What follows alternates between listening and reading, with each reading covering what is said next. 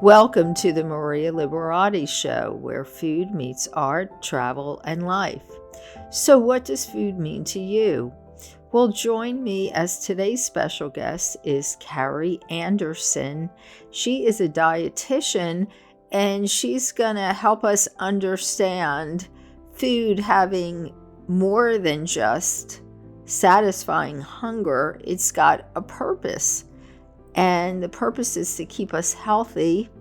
And there's so many ways to do that with the food that you eat. So stay tuned for my interview with Carrie Anderson. And spring and Easter is almost here. And I thought I'd share with you some interesting facts about Easter. Well, Easter Sunday does not have a fixed date. It's always the first Sunday after the first full moon of spring. This means it can land anywhere between late March and late April. The eggs that you see at Easter time, well, eggs symbolize new life and fertility, while springtime is all about renewal. So this connection makes eggs a natural Easter symbol. The early Christians even decorated real eggs during Easter celebrations. So, did you know that the Easter Bunny may deliver chocolate treats today, but in Germany, or today meaning for Easter, but in Germany it's the Osterhase. I'm hoping I pronounced that correctly, but it's the Osterhase who leaves decorated eggs. This tradition of an egg-laying hare dates back to the 1700s. And did you know that people use natural dyes long before those store-bought packets that we use today? People used to use onion skins, beet juice, and flower petals. They were actually popular choices for coloring Easter eggs. So spring is the season of vibrant blooms.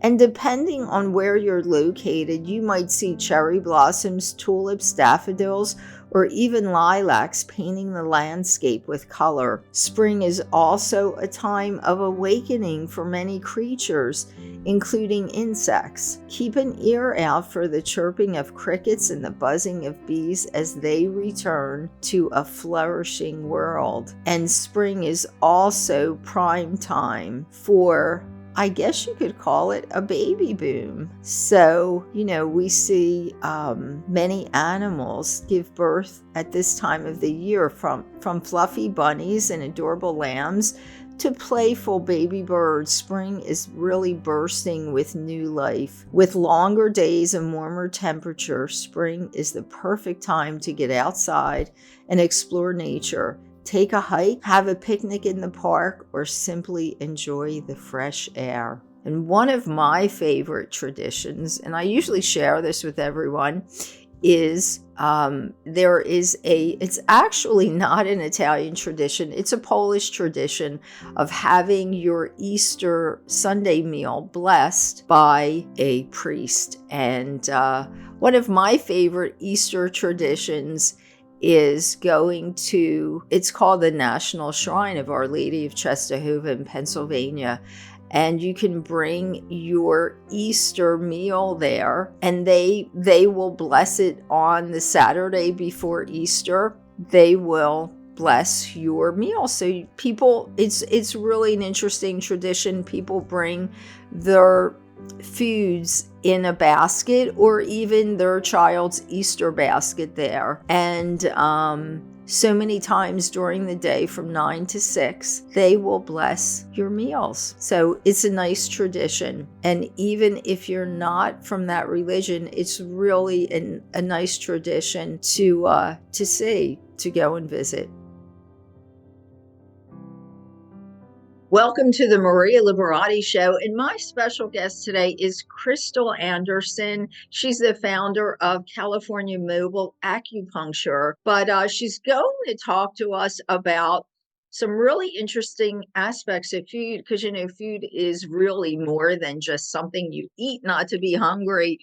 So she's going to tell us some interesting things. Crystal, thank you so much for being here today. Hi, thank you so much. I'm happy to be here.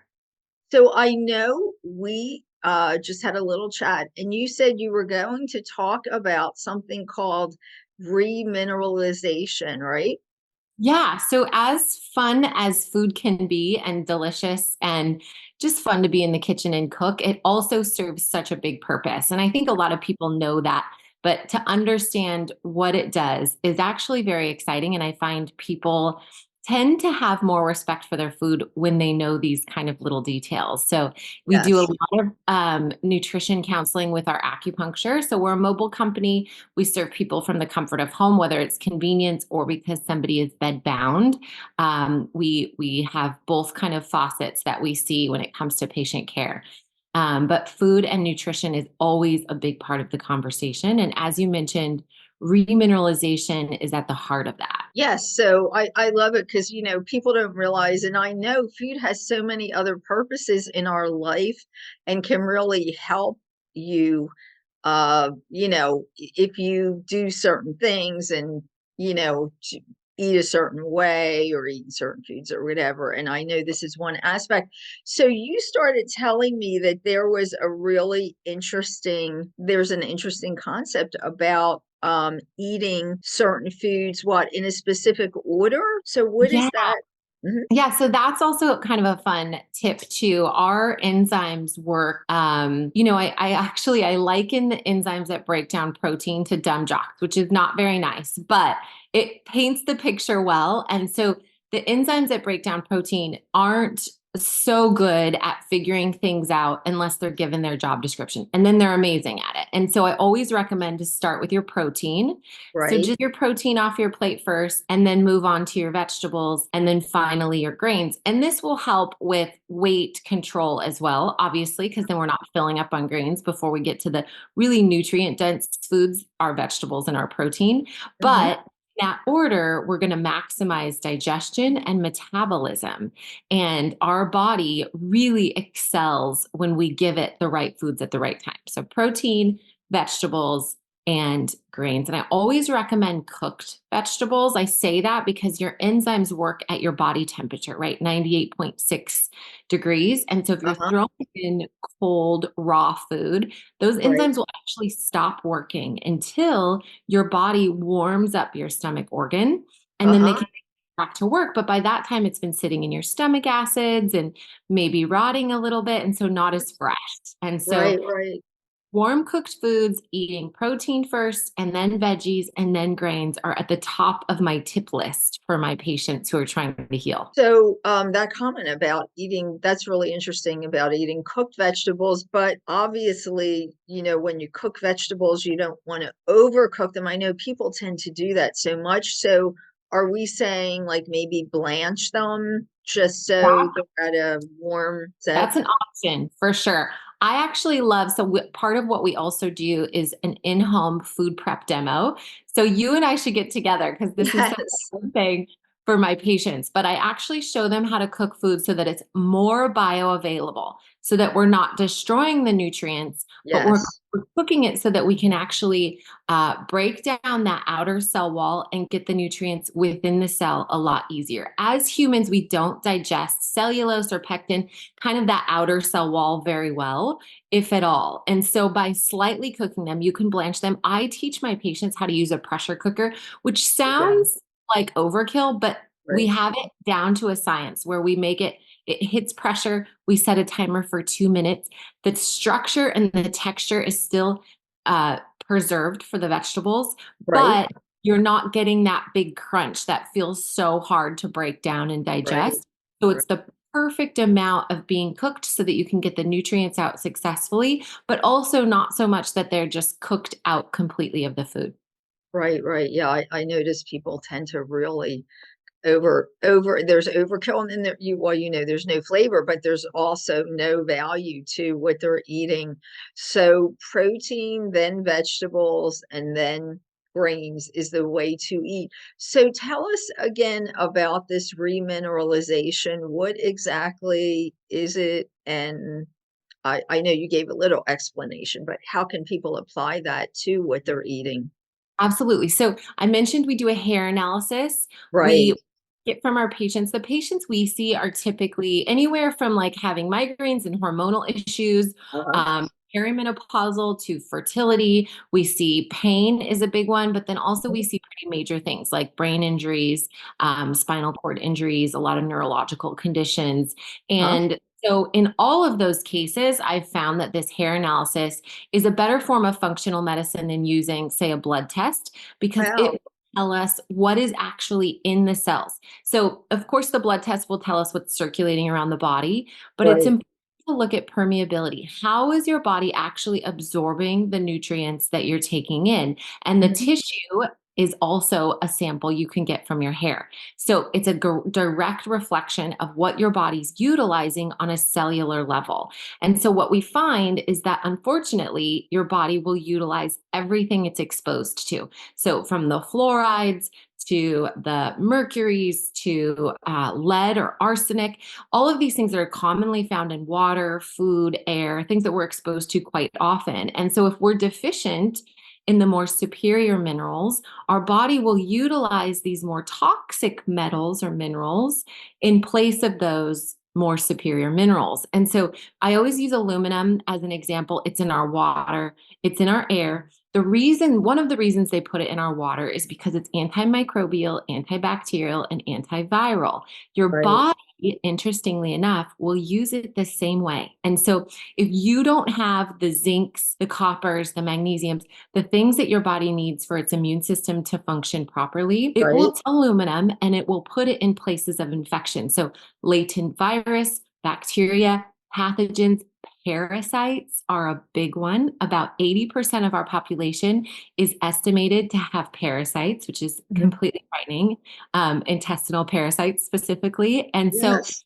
your body will use things like aluminum to keep those at bay, Uh-huh. buff the system and allow you to keep surviving and, in some cases even thriving. And so the body is so smart in that way. But we found that when we use really nutrient dense foods to remineralize the body, and so we can customize that with the hair analysis, your body will naturally start to kick out the less superior, more toxic heavy metals and minerals, and it will do it naturally. And so it's a very gentle way of encouraging the body to let go, open up its detox pathways, and utilize the more superior minerals. Huh. So you can tell all that from a strand of hair. You can, I mean, Yeah. you can not all that, but you can tell a lot of things like what your body's absorbing from a strand of hair or a few strands. I'm sure more than one, but Absolutely. Yeah, it tells us about permeability. We actually look at mineral ratios. So the mineral ratios will allow us to understand what your adrenals are doing, what your thyroid's doing,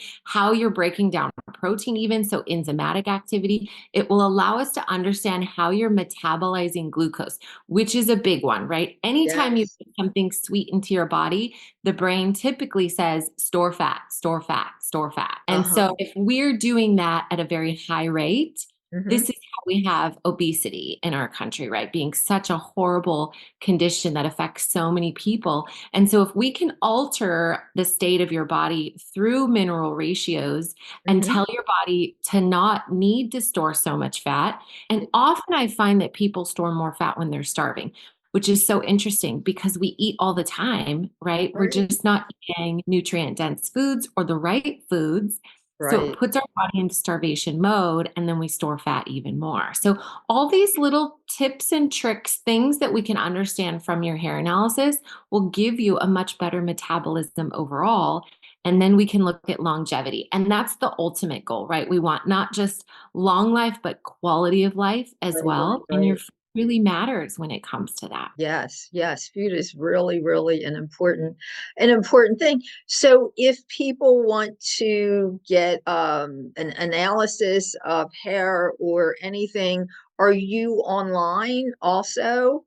Yes, yeah. So CaliforniaMobileACU.com is our website. You can reach me through there. I do the hair analysis remotely, so I can do that anywhere over the whole world. Okay. I use a lab out of Phoenix. It takes a Uh-huh. couple to get the results, and then I customize a program. I'll have my mineral specialist sit down over the phone with our patients and go over the results thoroughly, and then allow them to understand what their health is doing and how we're going to change the trajectory of that based on those results. Oh, that's really, really interesting. So I know obviously for acupuncture, which you do, people have to come to your studio in Los Angeles, correct? Or So we're actually mobile, and that's part of why we see okay. these major kind of conditions is because a lot of people are homebound. And that, Yes. so I started out in the infertility world. I was doing IVF and IUI alongside medical doctors at a company called Reproductive Science Center. And so they found that acupuncture and their treatments allow women to get pregnant at a 65% higher rate. And so Wow. I for years. It was very fulfilling. It was before I have three babies of my own, and it was before that. And so Uh-huh. now I have a much bigger respect for all of those women. But then from there, I was asked to open a practice at a hospital doing stroke rehab. And so that's really where I understood the neurological component to acupuncture and how effective it is. We were having patients paralyzed, being able to move limbs, Wow. walk in some cases, pretty astounding effects. And then that's also where I understood the need for the mobile kind of business model, essentially, because these patients would be released from the rehab. They wouldn't have any other care, and it would be hard for them to leave the home. And so they would ask for me to come and continue care with them. Yes. And I was working two jobs, essentially, a full time at the hospital, part time on the side, kind of in the evenings for these patients. And Mm-hmm. then when I had my first baby, I just went fully mobile. And that has just kind of blossomed. Now we are in San Diego, we're in Orange County, Oh, LA. wow. I Uh-huh. have a team of acupuncturists that help me in all of these locations. And we go to people's homes or offices. We do some corporate wellness too, but we go in and out of rehab facilities and we're pretty dynamic. We do a lot of events, which is really neat. Being Yeah, mobile that is is. very freeing. That is neat. That's really interesting to hear. So, very interesting to hear about some of the conditions that acupuncture has worked on. So, very, very interesting. So, if people want to find out more information, they can go to your website. And do they just look up California Mobile Acupuncture? Yeah, they'll find us if they do that. But then California Mobile ACU is our website. We're also on Okay. Instagram, All California right. Mobile Acupuncture, TikTok, LinkedIn, all the things. You can find us on online for sure. Great, that's great. I'm sure everybody's gonna wanna find out more. I know I am. You really piqued my interest. Sounds really, really interesting. Great, Crystal. Thank you so much, and hopefully we'll hear from you in the near future on all this too. Thanks so much for being here. Thank you for having me. Thanks for listening to the Maria Liberati Show, and thanks, as always, to my producer, Britton Roselle, and my special guest, Carrie Anderson. And hopefully you got some healthy eating tips for the spring and summer seasons. And as always, you can find me at marialiberati.com, on Facebook at Chef Maria Liberati, on Twitter at Maria Liberati, on Instagram at Maria Liberati. And let's see, you can find video of these audio podcasts on our YouTube channel, The Maria Liberati Show. And let's see, The Basic Art of Italian Cooking by Maria Liberati Roku channel on Vimeo at Maria Liberati. And you can find my Gourmand World Award-winning book series, The Basic Art of Italian Cooking, anywhere books are sold. And you can find them at artoflivingprimamedia.com or Amazon, or as I said, anywhere books are sold. And happy Easter and happy spring to everyone, and happy spring holidays. And until next time, peace, love, and pasta.